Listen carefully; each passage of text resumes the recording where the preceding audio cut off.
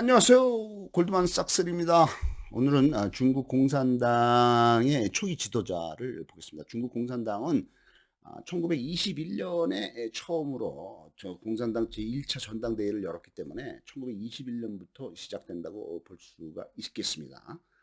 중국 공산당 초기 지도자 중에서 이제 제일 유명한 사람이 천두슈죠. 천두슈, 진독스라고도 부르는데 이 천두슈는 1879년부터 1942년까지 63살에 사망이 되어 있습니다.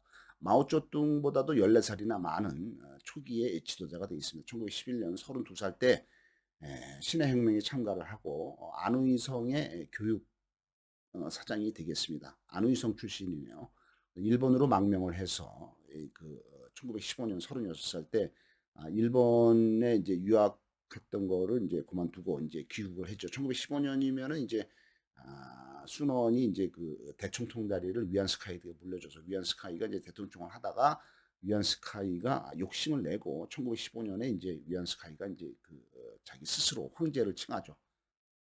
그래서 황제를 칭하다가 결국에는 이제 하도 저기 반대 의견이 많으니까 다시 대총통으로 내려왔다가 다음해인 1916년에 위엔스카이가 갑자기 죽게 됩니다. 그러니까 그 당시 가장 이제 터닝 포인트, 그 당시 이제 가장 이제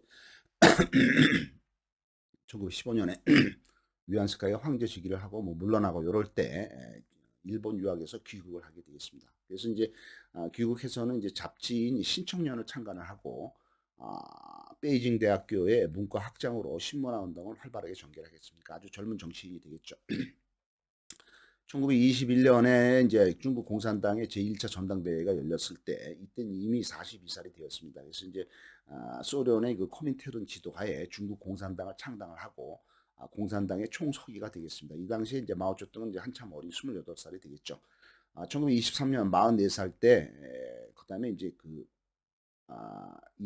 천두슈는 이제 국민당하고의 그 국공합작을 반대를 했습니다. 하지만은 소련이 이제 어, 국민당하고 협조를 해라. 이렇게 이제 소련의 압력으로 해서 1차 국공합작이 이루어지게 돼 있고 그 여파로 인해서 많은 공산당원들이 국민당의 조직에 가입이 되겠습니다. 당원이 된 거죠. 그래서 이제 이 천도슈는 국민당을 좌파, 그러니까 공산주의 향하는 좌파 정당으로 만들려고 노력을 한 걸로 되어 있습니다. 1926년 47살 때 코민테른의 반지국주의, 그러니까 26년에가 이제 장제스가 1927년에 이제 상하이 쿠데타를 일으켜서 공산당을 무지막지하게 숙청을 할 때 그 바로 전해인 1926년에 벌써 47살이나 되었는데 소련 코민테른이 이제 반제국주의 운동을 강화를 하게 됐습니다. 미국이나 일본에 대항한 그런 운동을 강화를 한 거죠. 해서 이때 소련에서 지시가 온 것이 농민 무장 운동을 강화를 해라 이렇게 지시가 왔습니다. 그래서 이제 마오쩌둥은 이제 이 코민테른의 지시대로 농민 중심의 무장 투쟁을 열심히 하지만 천두슈는 이것을 반대한 걸로 되어 있습니다. 마오쩌둥하고 이제 노선이 달랐던 거죠. 1927년 48살이 되었을 때 장제스의 대대적인 공산당 토벌이 벌어지고 소련으로부터는 우경 투항주의자다 이렇게 비난을 받고 공산당의 총서기에서 해임이 되겠습니다. 이게 권력을 잃게 된 거죠. 소련의 신임을 잃게 된 거죠.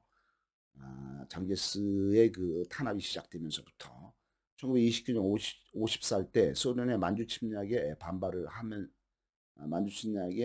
반발을 하면서 공산당에서 축출이 된 걸로 했어요. 완전히 이제 총서기에서 쫓겨난 것뿐 아니라 당에서도 축출이 된 걸로 되어 있습니다.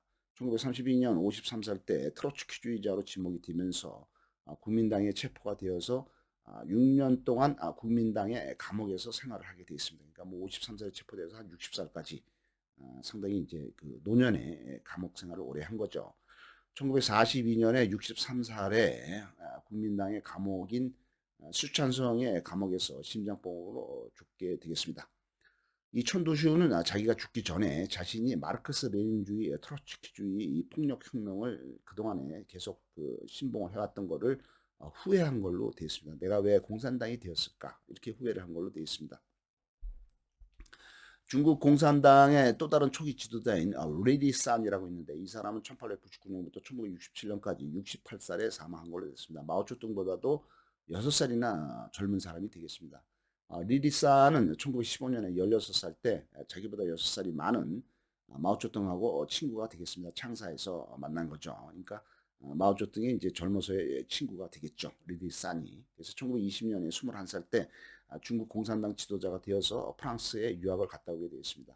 1921년 22살 때 프랑스에서 추방이 되고 1927년 28살 때 중국 공산당 선전부장이 되고 장제스가 이때 이제 그 공산당을 탄압을 하자 난창봉기에 참가를 하지만은 여기서 실패를 하고 도시 무장봉기 실패로 인해서 큰 희생을 치르게 되었습니다. 1930년 31살 때 당권을 상실을 하고 소련으로 망명을 하게 되었고 소련으로 망명을 간 지 거의 한 20년 동안 소련에 있다가 1949년에 중국이 이제 해방이 되고 저기 마오쩌둥이 이제 그 공산당 최고 지도자가 되면서 중화인민공화국이 이제 설립이 되었을 때 이때 이미 50살이 되었죠. 마오쩌둥은 이제 56살. 이때 이제 중국으로 다시 귀국을 해서 마오쩌둥 밑에서 노동부 부장, 뭐 장관급이겠네요. 한 5년 동안 근무를 하게 된 거죠. 1966년에 67살 나이가 많을 때 문화혁명 때 역시 희생이 됩니다. 숙청을 당하고 심한 비판을 받고 이때 리리산이 67살에 자살한 걸로 되어 있습니다. 이 리리산 노선은 충분한 검토 없이 아주 그 모험주의, 극자주의 이를 말하는 걸로 되어 있습니다. 외국의 경우를 무비판적으로 따르는 외국을 추종하는 그런 교조주의로 평가받고 있습니다.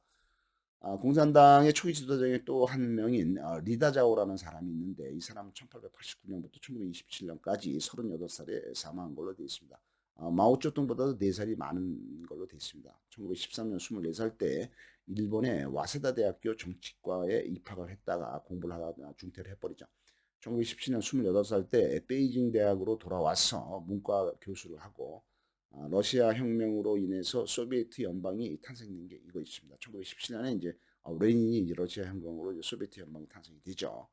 리다자오는 후난성의 마오쩌둥이 이제 그 자기보다 4살 어린 마오쩌둥한테 베이징 대학교 도서관에 보조사서로 일하게 자리를 주선해 주는 사람이 되겠습니다. 1921년 32살 때 중국 공산당이 창당이 되면서 이때 이제 참가를 하게 되었고 하지만 1927년 38살 때 장게스의 대대적인 공산당 숙청으로 체포가 되어서 소련 공산당과 코민테른을 대신해서 중화민국 그 정부 전복 시도제로 인해서 베이징을 통치를 하던 군벌인 동북 군벌인 그 장조린에 의해서 처형이 된 걸로 되어 있습니다. 그러니까 이게 국민당에다 잡혀서 처형이 됐다. 리다자오가 그렇습니다. 또 다른 지도자인 한 명이 리센넨이라는 사람이 있는데 이 사람은 1909년부터 1992년까지 83살에 죽은 걸로 되어 있습니다. 마오쩌둥보다도 한참 어린 16살이나 어린 사람으로 되어 있습니다. 1927년 18살 때 중국 공산당에 가입을 하고 1934년에 25살 한참 젊은 나이에 마오쩌둥의 대장정시에 이제 따라가게 되죠. 그래서 홍군의 대위, 인민위원 해서 젊은 장교가 되겠습니다. 1949년 중국이 공산당으로 통일이 되고 났을 때 이때 이제 40살이 되었을 때 공산당에서 이제 그 높은 고위직을 하게 됐죠. 중화인민공화국의 정치국 위원을 하고 후베이성의 당 서기를 하고 군사사령관을 하게 됐습니다. 1954년에 이제 45살 때 재무부 장관을 하게 됐습니다. 이 사람은 이제 경제통이라고 볼 수가 있죠. 리센네는. 그다음에 이제 부총리까지도 하게 됐습니다. 그래서 이제 그 1980년까지 26년 동안이나 상당히 오랫동안 재무부 장관 부총리를 하면서 중국의 경제를 쥐락펴락했던 걸로 되어 있습니다. 이 사람은 그 장쩌민을 지지한 걸로 되어 있고요. 1966년 57살 때 장칭, 첨보다,康성 이런 그 4인방의 공격으로 인해서 이때는 이제 1966년에 이제 실각하게 돼 있고 홍위병한테 곤혹을 치르게 되어 있습니다. 1973년 64살 때 문화혁명으로 이제 그 실각이 된 지 뭐한 6, 7년이 지난 후에 쪼온라이에 의해서 다시 재정부장에 임명이 되겠습니다. 무슨 뭐 경제장관이죠. 1976년 67살 때 4인방이 이제 그 완전히 이제 그 모택동이 죽으면서 4인방이 체포가 되고 없어지면서 이제 다시 이제 그 요직에 다시 진입을 했죠. 그래서 공산당 부의장을 하고 중앙군소위원회 의원을 하면서 화개펑 그때 이제 제일 이제 마오쩌둥이 죽으면서 국가 주석을 물려받은 사람이 화국봉이죠. 화국봉이 이제 화고펑인데 이 화고펑의 중요한 경제 참모가 되겠습니다. 덩샤오평이 이제 주도하는 개혁을 이제 그 지지를 하고 덩샤오평을 이제 그 지지를 한 거죠. 그래서 이제 덩샤오평은 하지만은 이제 그 경제관이 틀린 게 덩샤오평은 이제 경공업, 소비자 물가, 소비자 쪽에 가까운 이런 경공업 쪽에다 집중을 하는데 반해서 리센네는 이제 경제 장관이고 경제 전문가로서 보수적인 중앙 계획을 통한 중공업, 에너지 이런 쪽에 주력을 하자, 집중을 하자. 소련식의 경제 건설을 하자 이렇게 주장을 하면서 경제 정책에서는 덩샤오평하고 좀 다른 면모를 보여주게 했습니다. 1977년에는 68살 때는 당 부주석을 하게 되었고 1983년에 74살 때는 중화인민공화국의 3대 주석 최고위직이죠 하면서 중국 경제를 26년 동안 지휘하게 되어 있습니다. 1988년까지 이제 그 6년 동안 했고 이 경제장관의 26년 동안 이제 그 실권을 쥐고 있다가 나중에 이제 물러나면서 후임으로는 양상쿤 그다음에 이제 그 양상쿤한테 물려줍니다. 하지만 이제 뒤에는 이제 그 실질적인 권력자인 덩샤오핑이 있죠. 1984년에 75살 때 레이건이 이제 중국을 방문하게 되어 있습니다. 그다음에 1985년에는 이제 그 본인이 이제 미국을 방문하게 돼 있죠. 76살 때. 그다음에 이제 1988년에 이제 79살 때 국가 주석을 사임을 하고 장쩌민을 지지를 하게 되어 있습니다. 후임은 양상쿤이 되겠습니다. 양상쿤 중화인민공화국 전국인민정치협사회의 주석이 되어 있고 5년 동안 막되게 되어 있습니다.